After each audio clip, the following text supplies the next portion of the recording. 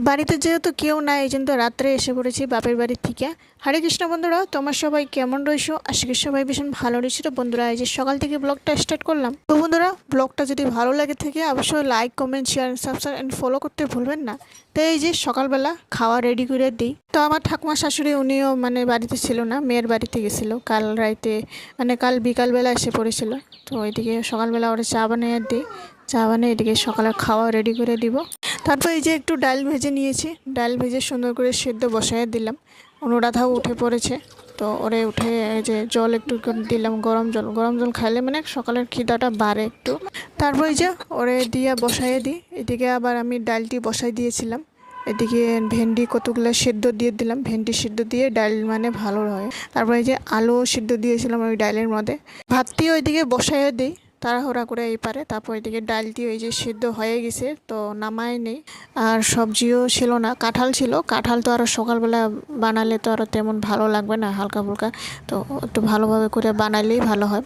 তারপর এই যে ডালটি সম্বার দিয়ে দিই, ডালটি সেদ্ধ হয়ে গেছিলো। তো এদিকে একটু টমেটোর পাঁচফোড়ন দিয়ে তেলের মধ্যে সুন্দর করে ভাজাভাজি করে একটু সামান্য জিরা গুঁড়া দিয়েছে। এই যে সুন্দর ডালটিও কি সুন্দর হয়ে গেছে, আজকের ডালটি ভালো হয়েছে কিন্তু।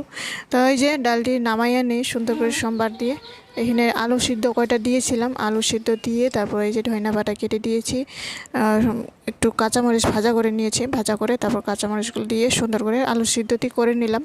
তারপর এই যে সুন্দর করে গ্যাস পরিষ্কার করে নিই। খাওয়াটি একবারে মানে হালকা ফুলকা সবার জন্য যেন ভালো হয়, তো এইভাবেই বানাইলাম। তো বর তো এখনও বিছনা থেকে উঠে নেই, টাইমও হয়ে গেছিলো। এদিকে আবার অনুরাধারে আগে খাইয়ে দিই পরিষ্কার করে।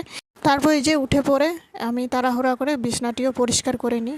তো ওই যে পূজার কামও বাকি ছিল, তো তখন বাজছিল 8টা 22 মতো বাজছিল। তো সময় হয়ে গেছিলো, সব দিনে মানে 8টার দিকে চলে যায়, বৃষ্টি পড়তেছিল অনেক, তো এই জন্য একটু দেরি করেছে। তারপর এই যে খাওয়াটি দিয়ে এদিকে আমি এই যে বাপের বাড়ির থেকে এই যে কলা দিয়ে পাঠিয়েছে। আধা কলা পাকা ছিল আর কাঁচা ছিল কতগুলো, 2 দিনে পাকে যায় তাড়াহুড়া, মানে অনেক জলদি পাকে কলাটি। 2-3টা ভগবানকে দিয়ে দিই। তো এই যে উপর দিয়ে 2 সাইড মতো সাদা সাদাগুলো একটু পাকা পাকা ছিল। তারপর এই যে এই সাইডে কালার কাঁচা কাঁচা ছিল এই যে তলগুলো। তারপর এই যে কচু শাকও একটু নিয়ে এনেছিলাম, কচু শাক মানে অনেক দিন ধরে খাই না।